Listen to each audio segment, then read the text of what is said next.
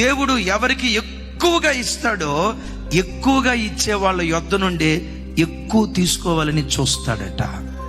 ఎందుకు ఈ మాట చెప్పానో తెలుసా? 30 సంవత్సరాల నుంచి దేవుడు నిన్ను పోషిస్తున్నాడు. 35 సంవత్సరాల నుంచి దేవుడు నిన్ను పోషిస్తున్నాడు. గొప్ప గొప్ప దైవ సేవకుల ద్వారా దేవుడు నీకు వాక్యం వినిపించాడు.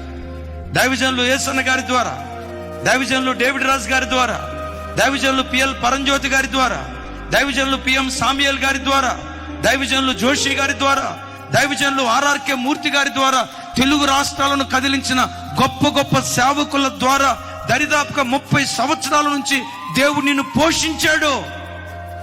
ఎంత పోషించినా నువ్వు గర్విష్టిగా బ్రతికావంటే, ఎంత పోషించిన పవిత్రత లేకుండా నువ్వు జీవించావంటే, ఎంత పోషించిన ప్రజలతో సమాధానంగా బ్రతకకుండా నేను ఇలాగే బ్రతుకుతా, నా జీవితం ఇంతే, నేను మారను, వాడే మారాలి, వీడే మారాలని ఇలా నువ్వు బ్రతుకుతూ మాట్లాడుతున్నావంటే తస్మాత్ జాగ్రత్త.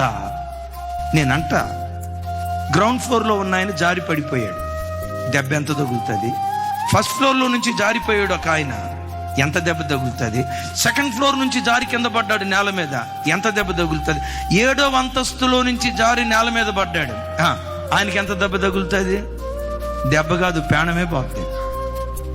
7 సంవత్సరాల విశ్వాస అనుభవం కలిగిన ప్రజలారా, 20 సంవత్సరాల విశ్వాస అనుభవం కలిగిన ప్రజలారా, క్రైస్తవ కుటుంబాల్లో పుట్టి పెరిగి మా తాత రెవరెండు, మా నాన్న బిషప్, మా బాబాయ్ 62, మా ముత్తాత 22 అని చెప్పుకుంటూ బ్రతుకుతున్న క్రైస్తవ బిడ్డలారా, దేవుడు మీకు ఎక్కువ ఇచ్చాడు కదా.